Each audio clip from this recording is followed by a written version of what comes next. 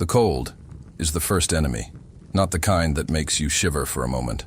No, this is the kind of cold that sinks into your bones and stays there. A brutal, merciless cold. The kind every medieval traveler knew, all too well. Because in the 13th century, traveling poor wasn't an adventure. It was a fight for warmth, for shelter, for survival. Roads were long, villages were far, and unless you were wealthy or lucky, there was no bed, no inn, no fire waiting for you at the end of the day. So, where did people sleep? The answer wasn't simple. Some found shelter tucked beneath stone bridges, their bodies curled against the icy walls, praying the wind wouldn't find them. Others slipped into haystacks, half hidden, half suffocating, stealing whatever heat dry straw could offer. A few clawed at the earth, digging makeshift shelters right into the frozen ground, while the desperate searched for old ruins, abandoned churches or collapsed chapels, hoping their broken walls might block the worst of the storm. There were stables, if the animals and the farmers would allow it, or the dark edges of city walls, where shadows offered refuge, but danger too. And then, when nothing else remained, the forest, a last, fragile hope, a few branches, some leaves, and a fire. If you were lucky enough to light one before your fingers stopped working. These were the forgotten shelters, the invisible places, where the poor, the desperate, and the unseen tried, night after night, not to die. And if you think freezing to death was the worst part, wait until you hear where they actually had to sleep when the night was cruel and the cold was sinking deep into your bones. The first survival hack was simple. Find a cow. Not a joke, not a metaphor. A real, breathing, steaming cow. Because in the medieval world, stables weren't just for animals. They were Plan A, your best shot at not freezing to death. Picture this. You push open the heavy wooden door, and the first thing that hits you isn't the warmth. It's the smell. Thick, sour, wet. A mixture of manure, rotting straw, and that strange, sharp scent of something very much alive. The floor squelches under your boots. Mud, dung, layers of it. Soaks right through the leather. Sticks to everything. But then, the warmth hits, radiating from the cows. Steam, rising from their backs. Breath fogging the air in thick clouds. You stumble to the fattest one you can find. Press yourself against her side, and suddenly, it's bearable. Her fur feels damp, oily, rough against your hands. Not exactly cozy, but in that moment, you stop caring. All around you, the sounds never stop. Snorts, heavy breathing, the endless, sloppy chewing of hay.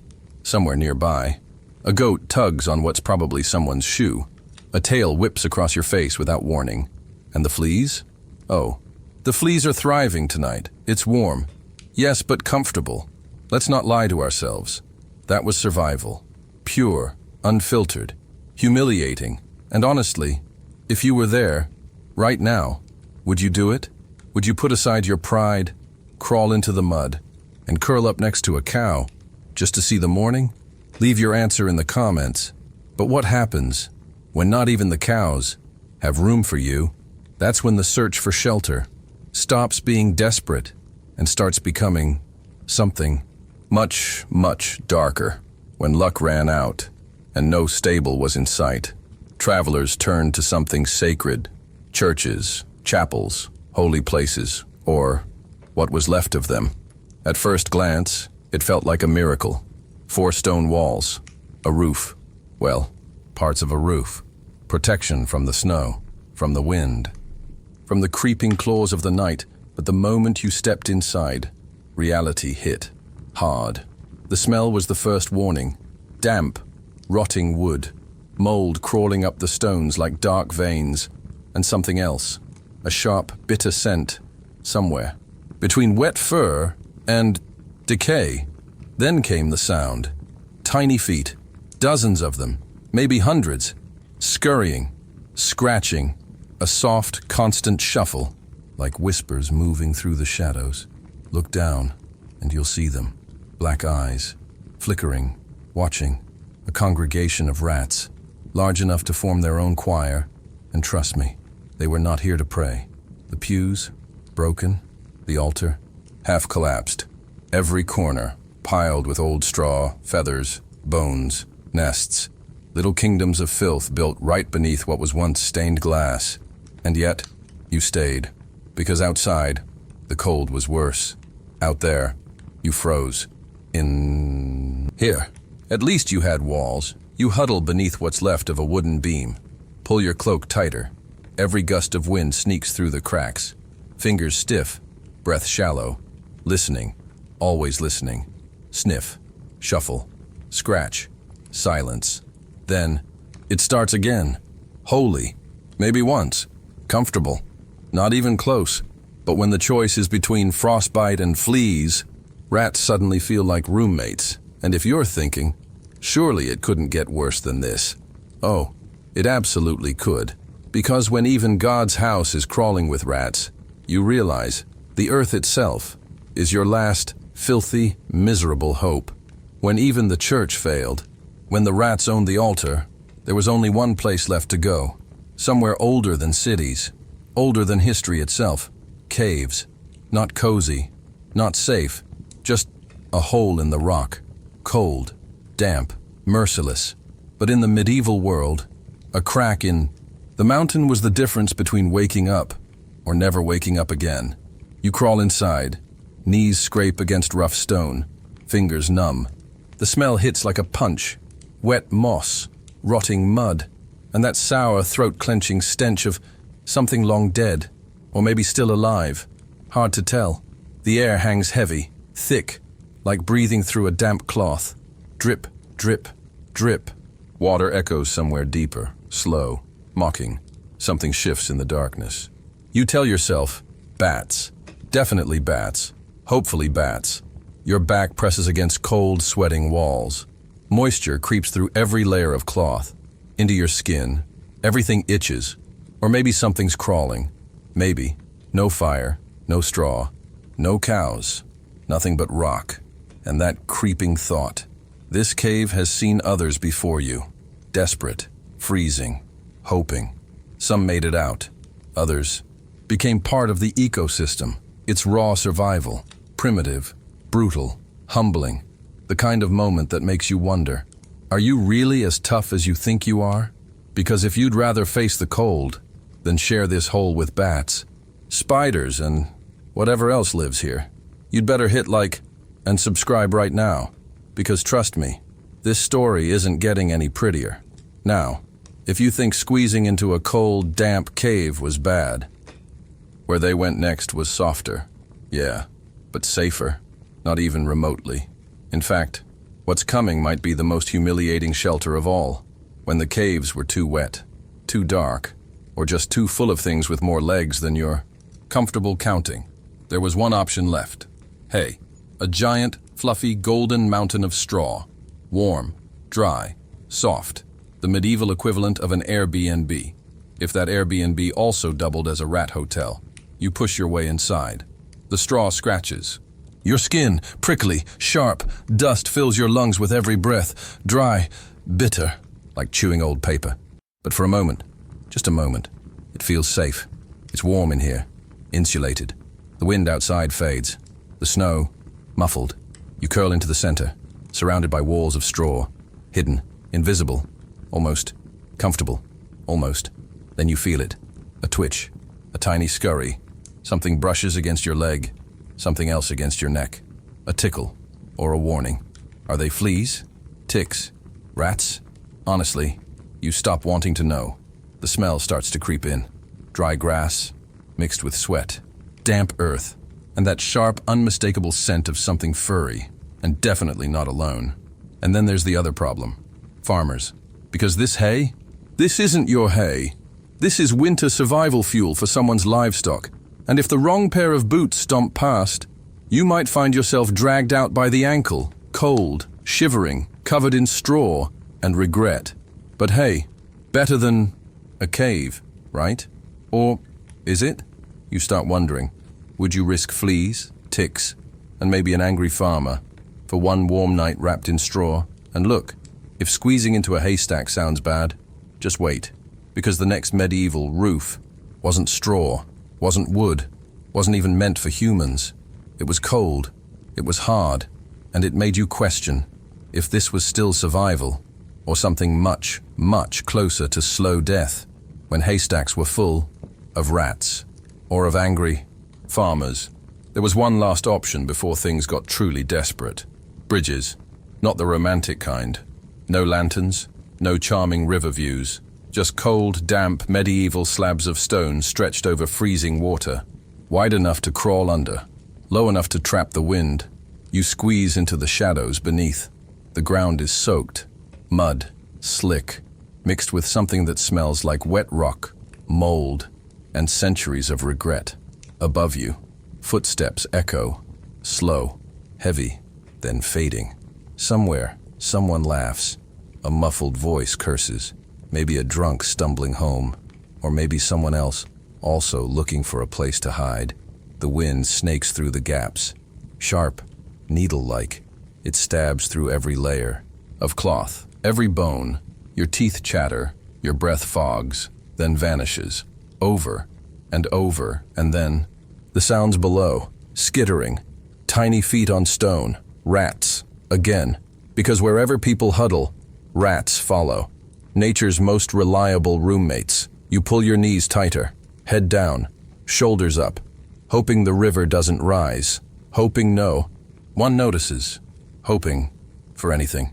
It's shelter, barely.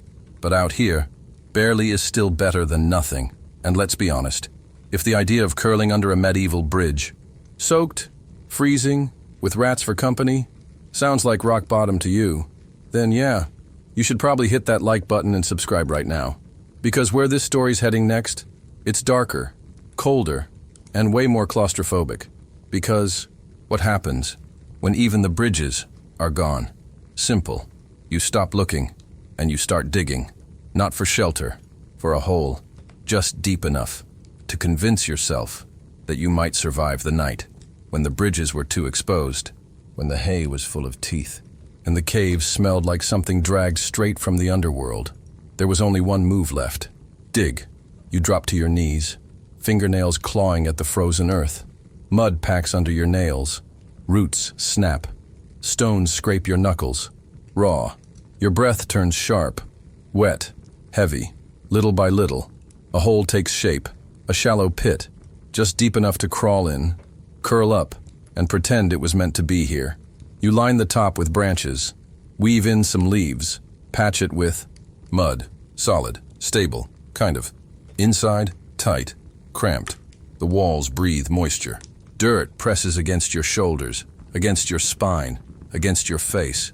The smell, overwhelming. Wet soil, rotting roots, and something deeper, older. The sour, musky scent of earth that hasn't seen sunlight in centuries. Silence. Absolute silence, except for your own breathing, and the occasional soft pop of roots settling, or snapping. You try not to think about that part. It works. Sort of. The wind can't reach you. The snow stays outside. For now. Until the first drop. Cold, sharp, straight down the back of your neck. Then another, and another. The roof begins to sweat, or bleed. Hard to tell. Water trickles down the walls, pools under your feet, soaks through everything. Suddenly, your brilliant little burrow feels less like a shelter, and more like the prequel to a medieval drowning.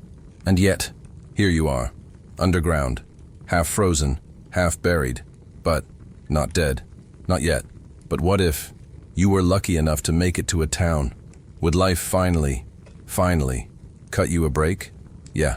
No. Because what's waiting behind those city walls isn't comfort. It's a whole different kind of danger. If you were lucky enough to stumble toward a town, you might think, finally, safety, civilization, a break. Yeah. No. Because unless you had money in your pocket, or at least something worth stealing, the gates weren't exactly rolling out the red carpet. No taverns, no inns, no friendly faces, just stone, cold, unforgiving, towering walls, built to keep things out, including you. But where most saw walls, the desperate saw shelter.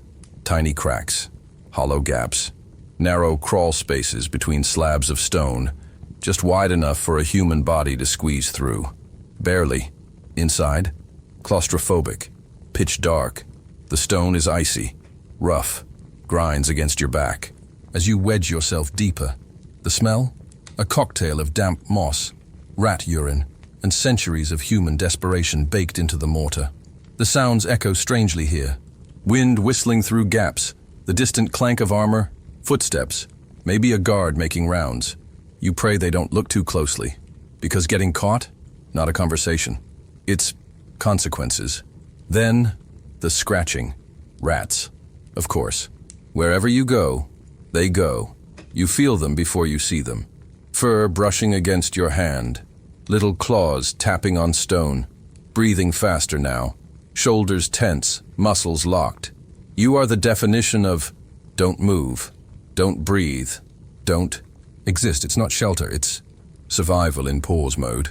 And if you've made it this far, still thinking, yeah, I could survive this, then stop pretending. Hit like, subscribe.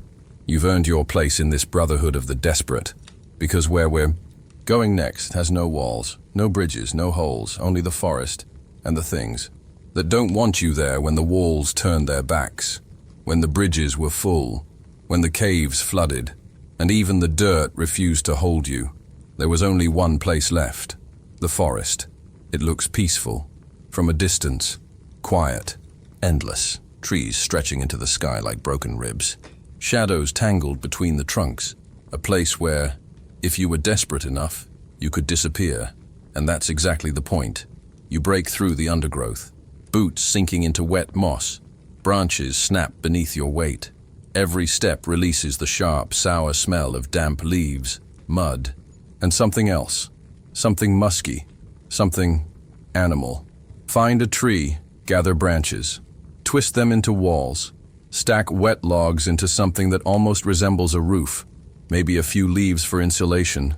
Congratulations, you've just built the medieval version of a tent. Will it block the wind? A little. Will it keep the rain out? Absolutely not. And as for warmth, if you can get a fire going before your hands go stiff, maybe. But the fire comes with its own problem. Because, out here in the woods, you're not the only one watching the glow. The snapping of twigs in the dark, low growls, carried on the wind. Eyes, yellow, silent, focused, wolves, real ones. The four-legged kind. The kind that doesn't care how bad your day's been, because out here, in the wilderness, you've traded the cold for teeth.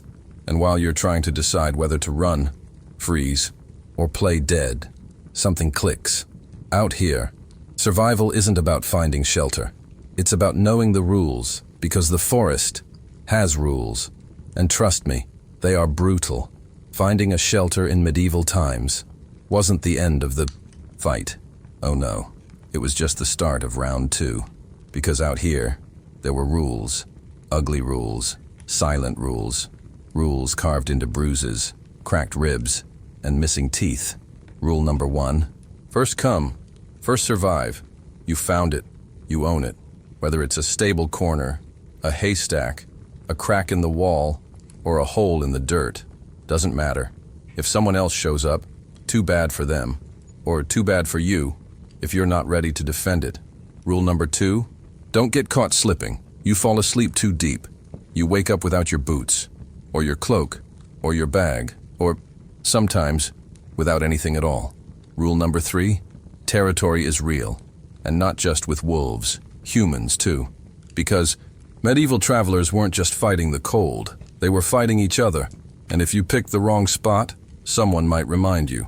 With fists, or worse. The sound of a heavy step behind you wasn't just scary. It was a question. Are you tough enough to stay here? Or do you move?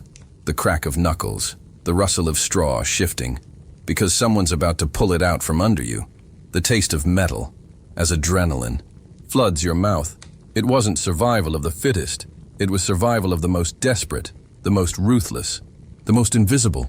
Because out here, kindness was a luxury, and nobody could afford that. But here's the thing, the clever ones, the quiet ones, they figured it out. They knew tricks, little hacks, ruthless, ugly secrets that kept them alive just long enough. And those who didn't learn them, they didn't just lose their shelter, they disappeared. Surviving medieval travel wasn't just about being tough. It was about being clever, smart enough to spot what others missed, fast enough to act before someone else did. Because the ones who lasted didn't fight harder. They fought smarter. They knew. Never pick the bridge closest to town. Too many eyes. Too much competition. Go for the second one. Or the third. The further, the safer. Slightly caves? Avoid the ones with dry floors. Sounds backwards, but if it's dry, something already lives there. Probably something with teeth. You want damp, wet, miserable. Because nothing likes miserable. Except you. Haystacks? Rookie mistake is diving straight into the center. Looks warm, feels safe, until you realize you can't breathe. Or worse, you realize you're sharing it with something that has more legs than you. The trick? Stay near the edge. Half in, half out. Just enough warmth, just enough air. Ready to bolt if the farmer shows up. Or if something else starts moving. Walls. Always check the ground. If there's fresh droppings, rats, lots of them, move on. If the stones feel warm, bad news. Someone's already inside. Or something. Even forests had rules. Build low. Never. High. Never too open. And for the love of survival, keep that fire small. Because out there, the glow of a flame wasn't just warmth. It was a beacon, a dinner bell, for anything or anyone hungry enough. These weren't just tricks. This was ancestral wisdom, hard-learned, blood-earned, passed down, not through words, but scars. And the deeper you go, the more it hits you. Out here, survival was never just about beating the cold or finding shelter. It was about something far, far darker, something that still follows us, even today. No electricity, no fire, no mattress, no safety net, just skin, bone, hunger, and this absurd, unstoppable, terrifying human instinct to survive. They didn't have backup plans or second chances, only cold hands, bruised feet, and the brutal creativity to turn mud, straw, stone into life. They weren't just surviving. They were outsmarting death every single night.